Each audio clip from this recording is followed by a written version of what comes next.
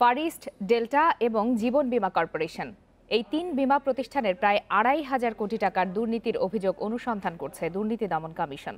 তবে সংস্থাটি বলছে কেবল আইনি ব্যবস্থার মাধ্যমে পরিস্থিতি উন্নয়ন সম্ভব নয়, চাই সরকারের আরও জোরদার উদ্যোগ।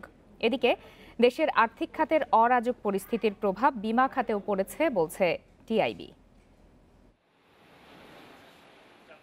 আর্থিক নিরাপত্তা পেতে বা ঝুঁকি কমাতে ব্যক্তি বা প্রতিষ্ঠান বীমা করলেও বীমার দাবি না মেটানো সহ বীমা প্রতিষ্ঠানের বিরুদ্ধে আছে নানা অভিযোগ। গ্রাহকের মৃত্যুর পরও বীমার টাকা পাচ্ছে না অনেক নমিনি। ভ্যাট বা আয়করের নামে আদায় করা টাকাও আত্মসাতের অভিযোগ আছে।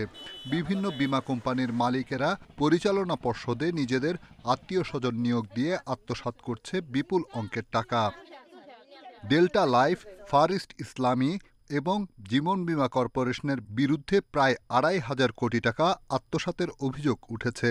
এসব দুর্নীতি অনুসন্ধান শুরু করেছে দুদক। এছাড়া ২০ জন গ্রাহক ও বীমাকর্মীর বিরুদ্ধে অভিযোগও খতিয়ে দেখা হচ্ছে। চিরেই আমার মনে হয় অনেক কিছু উদ্ঘাটিত হবে। যদি উদ্ঘাটিত হয় তাহলে সেই অনুযায়ী দেখা যাবে যথাযথ আইনি পদক্ষেপ নেওয়া হবে। আমি মনে করি বীমা খাতকে সরকারের উচিত নতুন করে ঢেলে সাজানো। এদিকে টিআইবি বলছে বেসিক ব্যাংকের আব্দুল হাই বাচ্চু এবং পিপলস লিজিংয়ে পিকে হালদার দুর্নীতি করে পার পেয়ে যাওয়ায় আর্থিক খাতের শাখা প্রশাখায় অনিয়ম দিন দিন বাড়ছে। বাংলাদেশ ব্যাংকেরও পর্যাপ্ত ভূমিকার ঘাটতির কারণে যারা এই ধরনের প্রতারণা জালিয়াতির সাথে জড়িত তাদেরকে আসলে বাস্তব অর্থে কোনো প্রকার জবাবদিহিতা আনতে দেখা যায় না। তার কারণ হচ্ছে তারা অনেকেই অত্যন্ত একদিক থেকে কৌশলী সুকৌশলী এবং প্রতারণাকারী, অন্যদিক থেকে তাদের অনেকের মধ্যেই কোনো না কোনোভাবে প্রভাবশালী মহলের সাথে সংশ্লিষ্টতা দেখা যায়।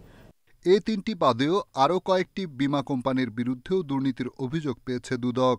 যথেষ্ট তথ্য প্রমাণ পাওয়া গেলে শুরু হবে অনুসন্ধান। রিশাদ হুদা, ইন্ডিপেন্ডেন্ট নিউজ, ঢাকা।